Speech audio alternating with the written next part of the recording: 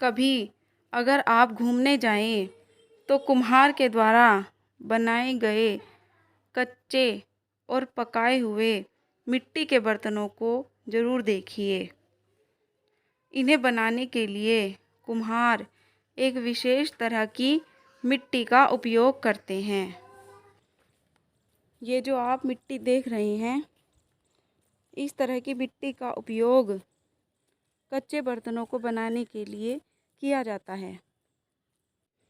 गुथी हुई मिट्टी से पहले चाक के द्वारा कच्चे बर्तन बनाए जाते हैं, फिर उन्हें उच्च ताप पर भट्टी में पकाया जाता है।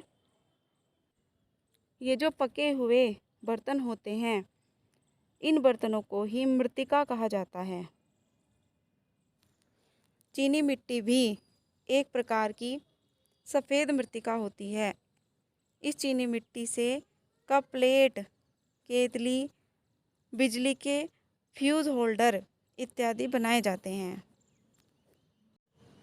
इस तरह से कच्ची मिट्टी को एक आकार देकर और उसे भट्टी में पकाकर जो पक्के बर्तन बनाए जाते हैं, वे मृत्तिका कहलाते हैं। क्या आप जानते हैं कि जो आग्नेय चट्टानें होती हैं, उनमें फेल्सपार खनिज के टूटने से एक विशेष तरह की मिट्टी प्राप्त होती है और इस मिट्टी को बारीक छन्नी से छानकर आटे की तरह गूँथ लिया जाता है और फिर कुछ दिनों के लिए रख दिया जाता है, जिसके बाद कुछ दिन रखने के कारण ये पिघले प्लास्टिक की तरह लचीली बन जाती है और अब इस मिट्टी को हम मनचाहे सांचों में ढालकर किसी भी तरह का खिलौना, मूर्तियाँ, बर्तन या टाइल्स कुछ भी बना सकते हैं और इन्हें आकर्षक और सुंदर बनाने के लिए मिट्टी में कलर मिला दिया जाता है, जिससे कि वो कलरफुल बर्तन बन जाते हैं। चीनी मिट्टी के कप, प्लेट और अलग अलग तरह के बर्तन, केतलियाँ और भी बहुत सारे बर्तन चीनी मिट्टी के जो होते हैं, ये सब इसी से बनाए जाते हैं।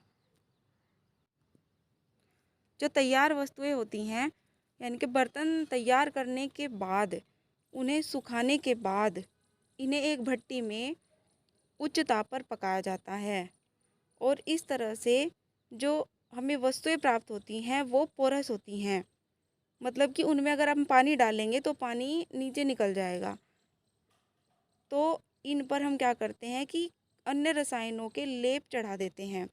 अलग अलग केमिकल्स का लेप उन बर्तनों पर चढ़ा दिया जाता है और फिर उन्हें और अधिक गर्म किया जाता है, जिससे कि वो जो लेप होता है वो पिघल कर उसकी जो चमकीली परत बन जाती है, वो उन छिद्रों को ढक देती है और बर्तनों को वाटरप्रूफ बना देती है।